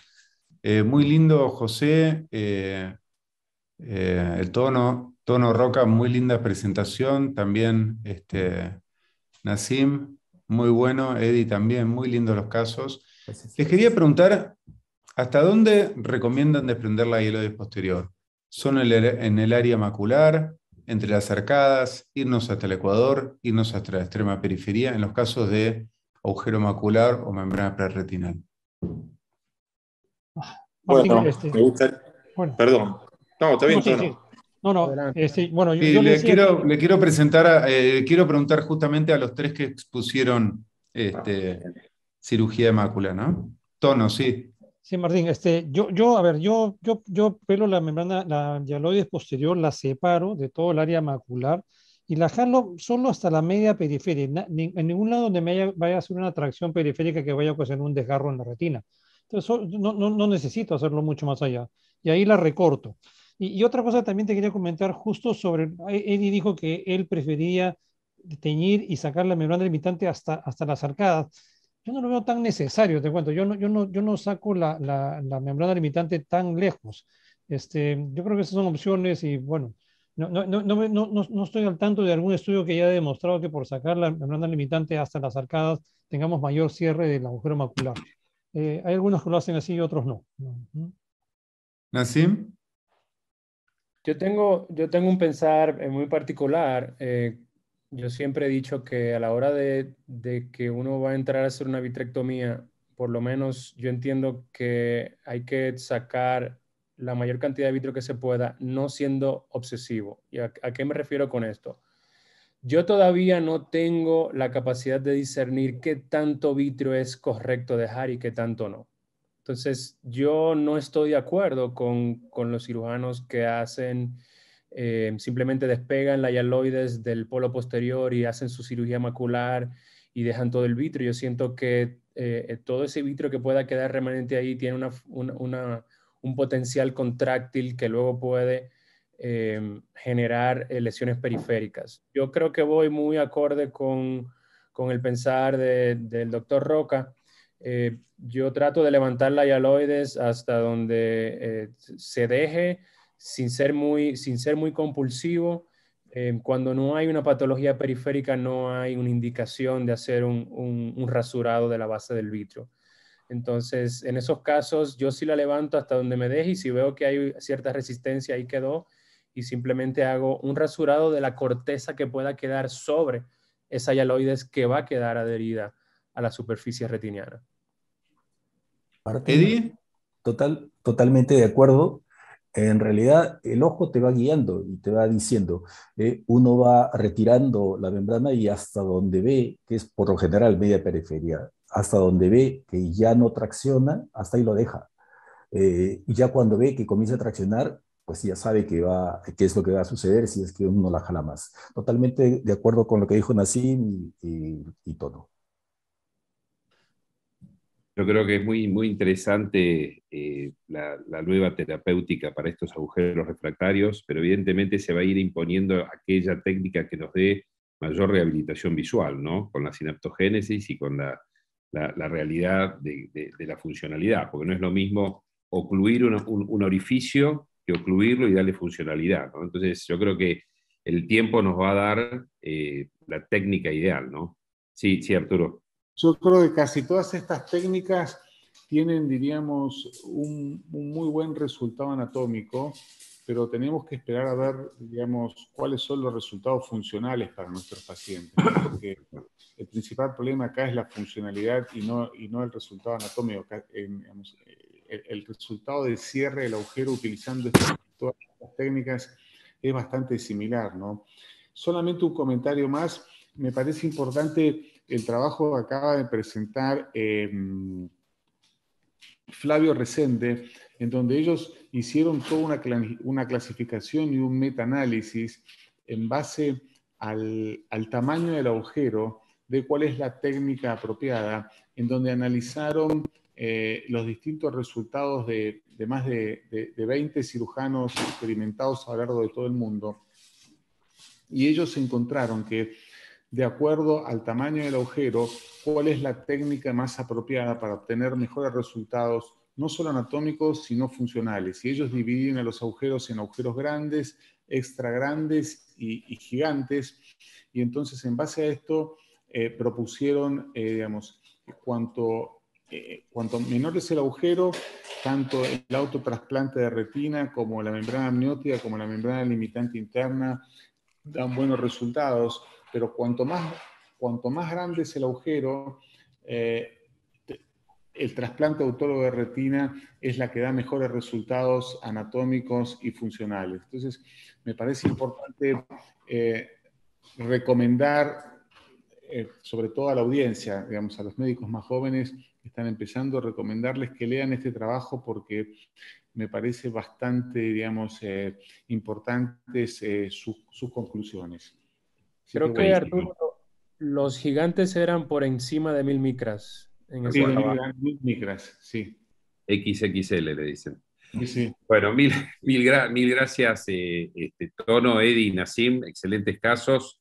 Vamos a darle espacio al doctor Iván Sepúlveda. Gracias, Iván, por estar y esperar todo este tiempo. El doctor Sepúlveda es el actual presidente de la Sociedad Chilena de Retina y Vitrio, es médico cirujano de la Universidad de Concepción, se formó en la Universidad de París, Francia, como especialidad de oftalmología, hizo su especialidad de retina médica y quirúrgica también en el mismo lugar y se ha desempeñado como cirujano vitreoretinal en el Centro Nacional de Oftalmología en París.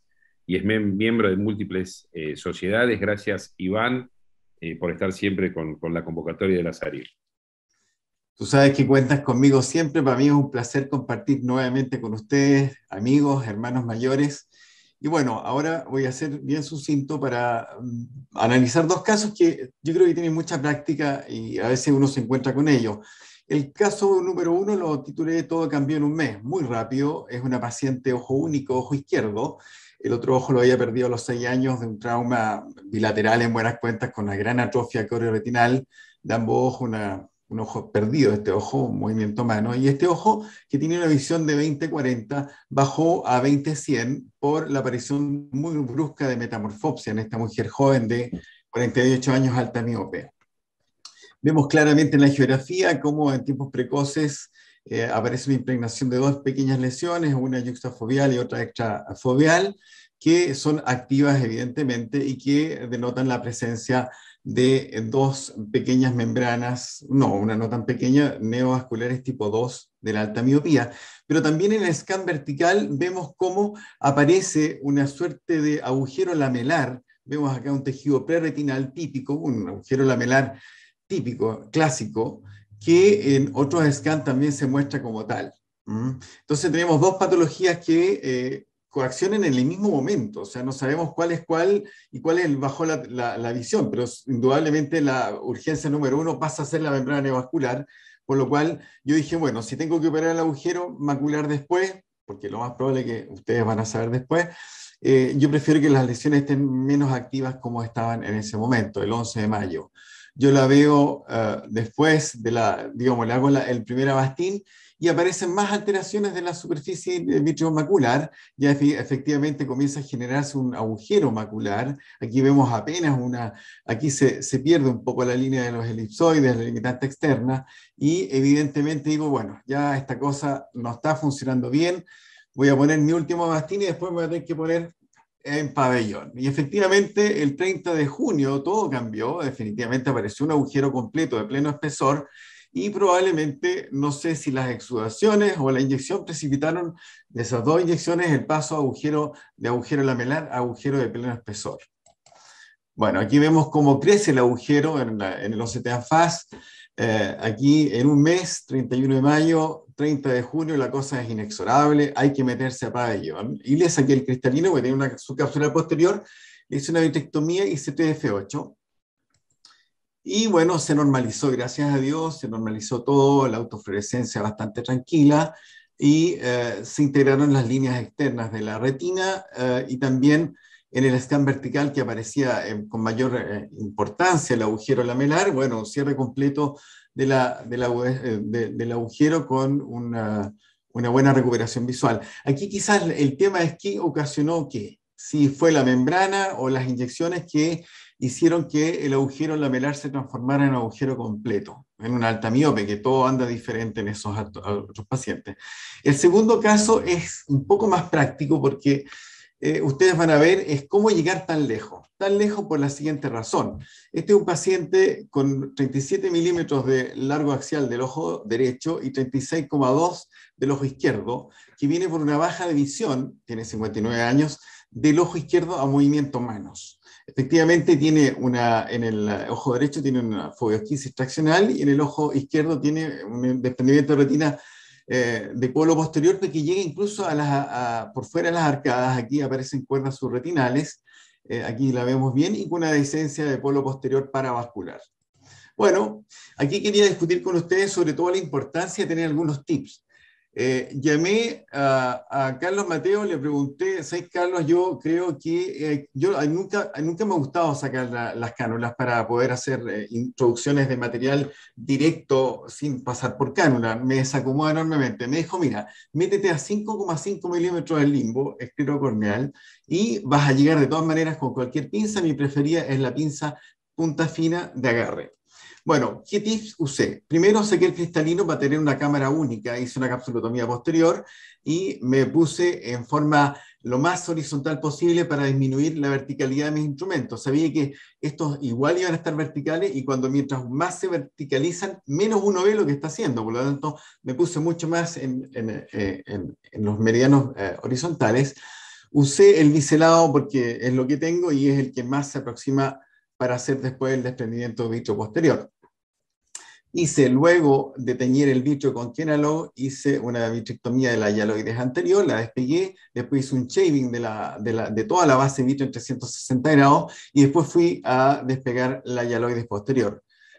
Yo creo que es lo más seguro, puesto que ya eliminamos todas las tracciones periféricas para poder después solamente colocarse en el polo posterior. La triamcinolona volví a teñirla para el córtex y usé azul brillante para la limitante interna. Yo creo que esto es fundamental. El azul brillante es fundamental teñir y reteñir, pero siempre que usemos perfluoro de carbono para contener la adhesión que tiene la limitante en estos ojos que son miopes y tienen un estafiloma de estas características.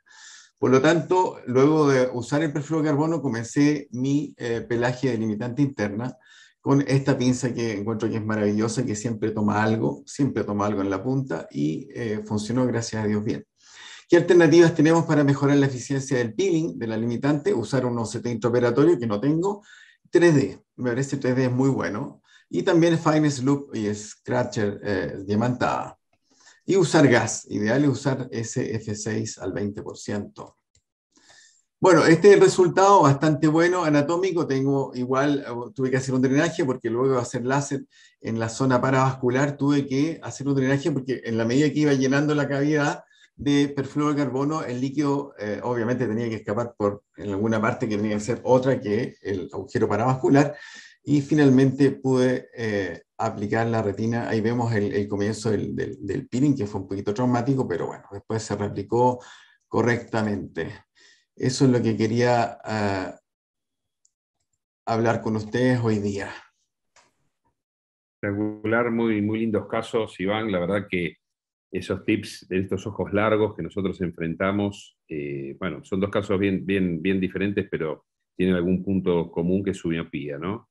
En estos casos largos, eso que te recomendó Mateo me parece que es importante, y potencialmente una de las consideraciones que yo hago habitualmente es sacar directamente el trocar, ¿no? O sea, trabajar con la misma pista del trocar, ¿no?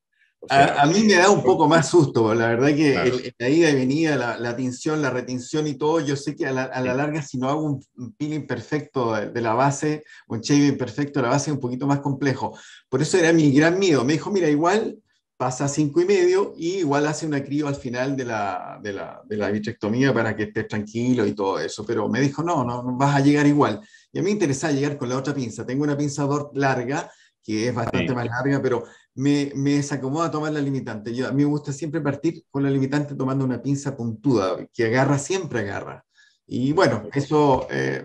pero me sentí solo en ese momento, porque un ojo tan largo, nunca me había tocado operar un ojo tan largo, fue hace poco, yo lo operé hace un mes, y por eso quería compartir esa experiencia con ustedes para ver qué otros tips tienen para este tipo de casos. ¿Puedo agregar algo?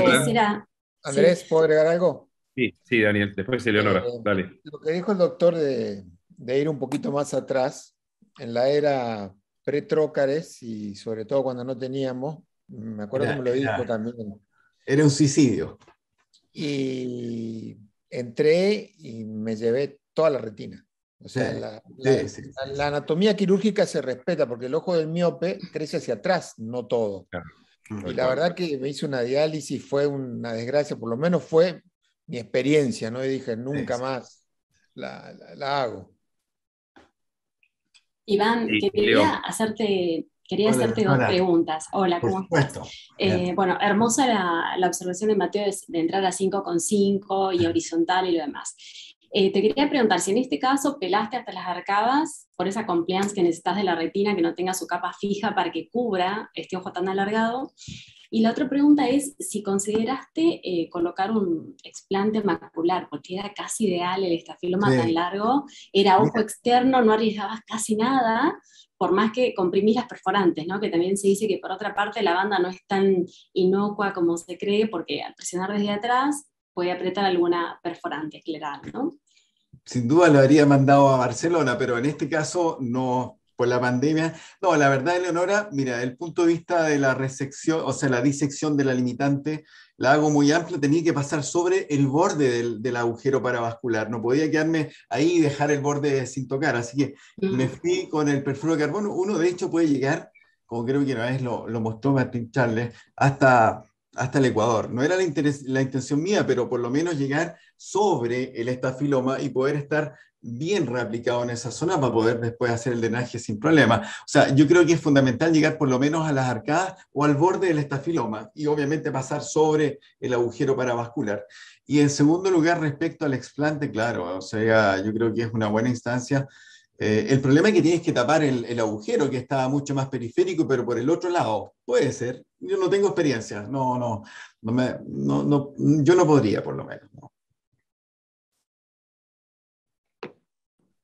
Martín, ¿vos querías comentar algo de los tips? No, el tema de en ojos largos, cuando las pinzas no llegan, hay unas pinzas muy lindas descartables de Bausch + Lomb.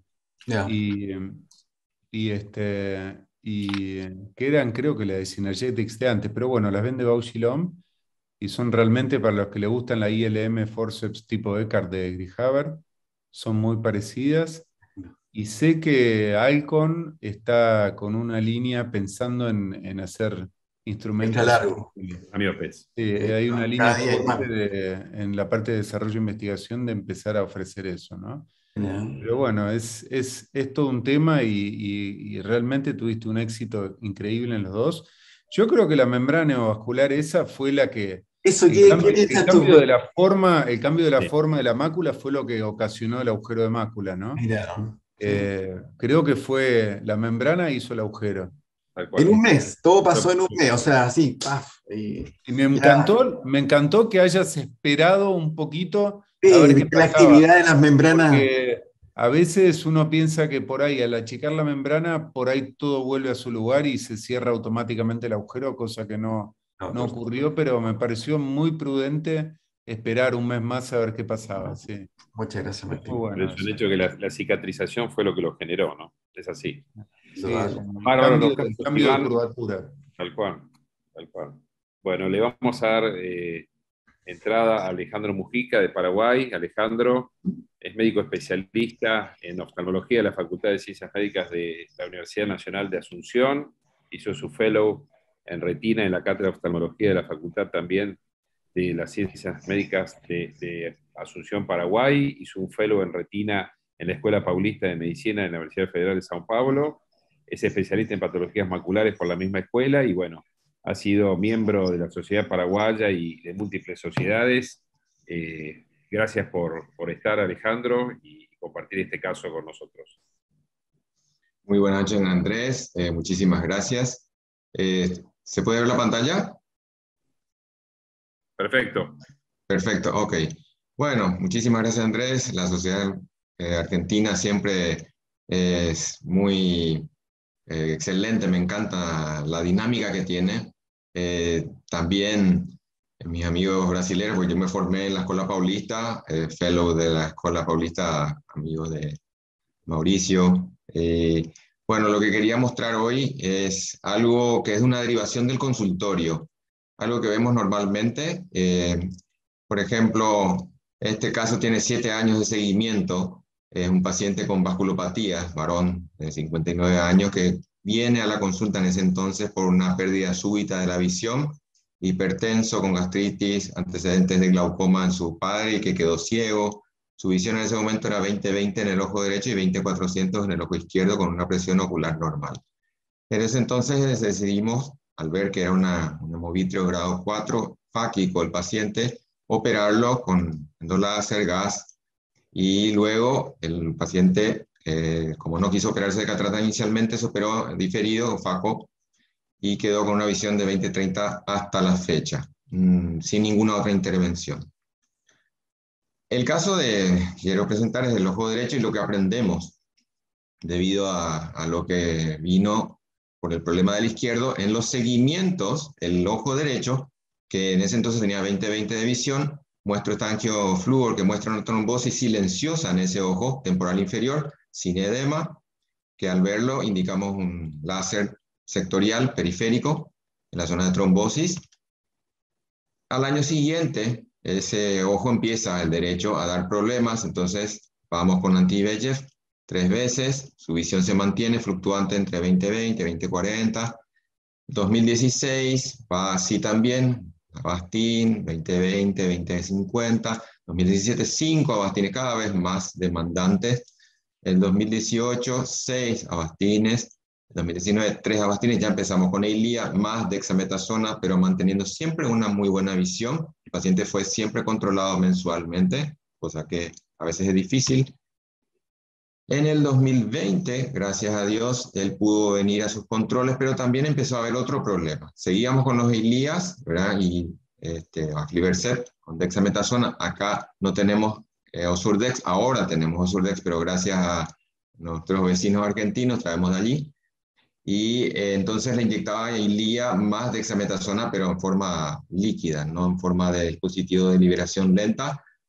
Y gracias a eso mantenía 20-20, pero empezaron, debido a las frecuentes inyecciones, a tener opacidades que el paciente se quejaba, e inclusive en los controles era difícil ver la mácula como estaba porque tapaban y teníamos que hacer movimientos oculares, qué sé yo, en fin.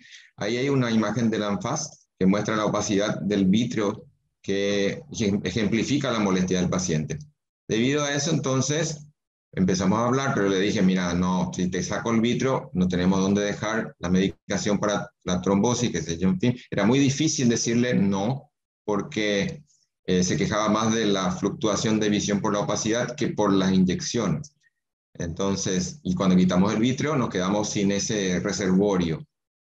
Finalmente, entonces, este año, inyectamos Eylea, dexametasona, la visión fluctuaba mucho, la opacidad empeoró, fíjense cómo está más en el ANFAS en forma más densa, y decidimos entonces realizar la vitrectomía, conseguimos el Osurdex, le hacemos endoláser y Avastin. Esta es la cirugía. Ciertamente no es un caso tan desafiador como los anteriores, porque realmente los otros apabullan mi cirugía, pero quiero mostrarles un poquito. No usamos triamcinolona porque quería evidenciar justamente la opacidad que ustedes están viendo ahí. Realmente era impresionante.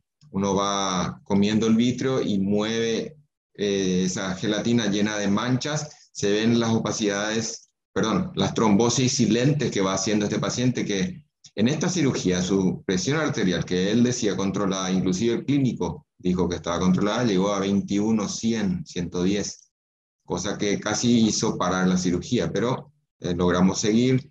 Fue muy bien, gracias a Dios. Voy a avanzar un chiquitito, despegamos bien la hialoides para que la mácula estuviese bien.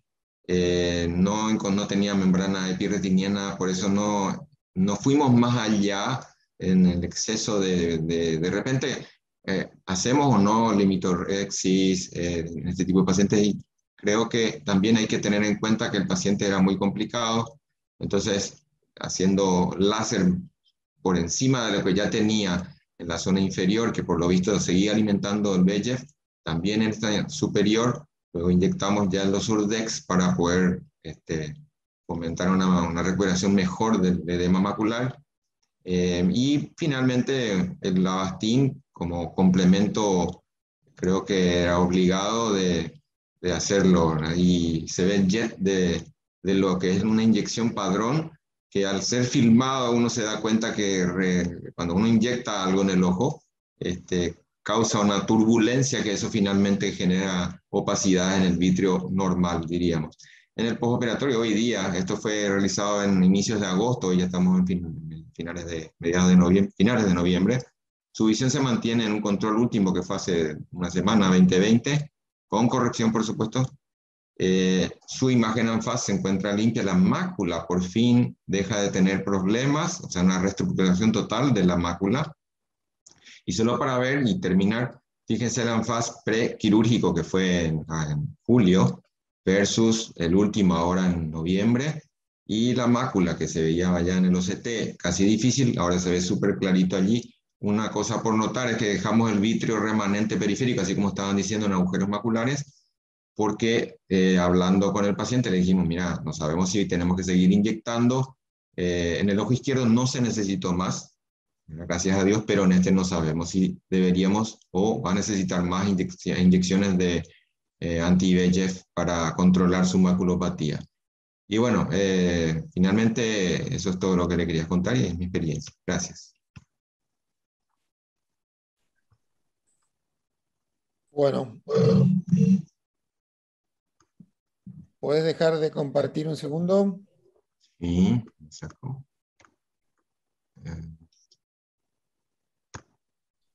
Bueno, muy bien. Andrés, que estás callado, ¿la sabes? ¿Algún comentario? ¿Estás todavía? Sí, acá estoy.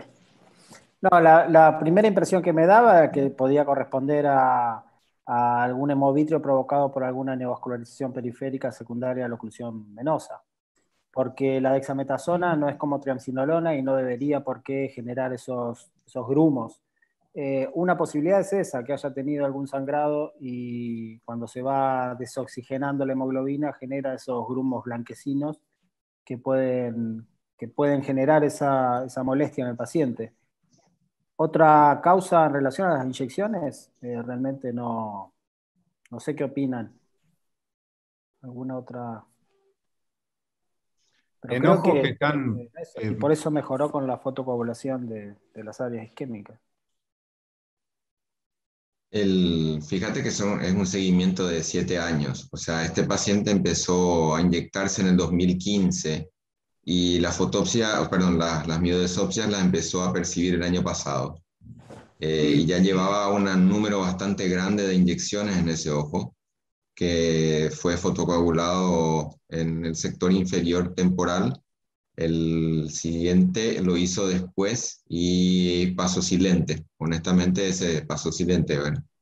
Ahora, la opacidad no tuvo nunca sangrados vítreos, nunca hizo neovascularizaciones. Entonces, y no es el primer paciente que operó por opacidades post-inyecciones. O sea, las inyecciones van alterando la calidad del vítreo y eso lleva a vitreoquisis, floaters y baja la visión, y algunos pacientes como... Pasaba que cuando el paciente tenía mala visión, 20/50, 20/60, una cosa así, por el problema de mácula,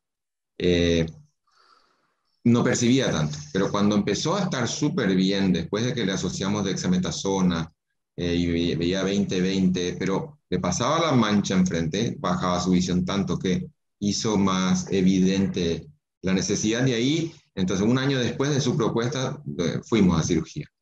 Así sería. Pero nunca hubo hemovitrio, ni neovasos visibles. No es el caso, pero hay pacientes que cuando uno les pone 50, 60, 70, 80 inyecciones, cada inyección lleva una mini gotita de aceite de silicona dentro del ojo, ¿no? Claro. Y eso genera muchos grumos vítreos y hay muchos pacientes que les molesta eso.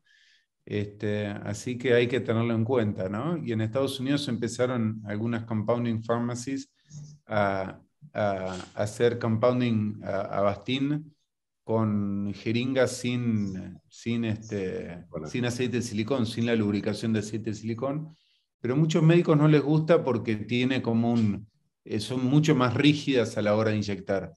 Así que nada, es un problema de estos pacientes también inyectados crónicamente. Con respecto al edema macular, yo me acuerdo que hace muchos años, soy el más viejo acá, me molesta. Hace muchos años Jaire hizo un trabajo muy bueno y hubo como las películas, ¿no? Una remake de eso hace unos años, donde mostraba las trombosis, si tenían desprendimiento posterior del vítreo o no, si tenía desprendimiento parcial del vítreo o si estaba todo desprendido. Y con más de 10 diámetros de papila, sin desprendimiento posterior del vítreo, el factor de isquemia que había era altísimo y podía provocar muchas neovascularizaciones y todo. Este es el caso claro que al hacer la vitrectomía mejora. Despegar la hialoides y mejora por eso. Ale, muy, muy lindo el caso. Bueno, como ven, todas las invasiones al espacio vítreo tienen sus riesgos potenciales y vos lo pudiste solucionar de la mejor manera. Así que la verdad que espectacular. Les agradecemos a todos. Gracias, Jorge, por sostenerte hasta último momento, observando todos los casos. Y bueno, gracias. Un placer, gracias Ale, y gracias a todos amigos por estar. Gracias, Juan gracias Gonzalo, Andrés. Cuídate y bueno, nos vemos pronto, seguramente en forma presencial el año que viene. Chau Eddie, chau. Chau a todos, un abrazo grande. Cuídense Gracias, mucho. Andrés, gracias a todos. Gracias a todos. Felicitaciones a todos. Felicitaciones por Hasta los luego, casos. gracias. Hasta luego. Gracias a todos. Chao. Chao, chao.